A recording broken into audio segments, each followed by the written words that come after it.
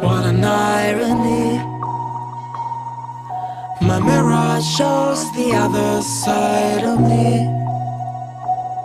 All these ones and zeros, nothing in between. But there's so much more to me than eyes can see. Than eyes can see.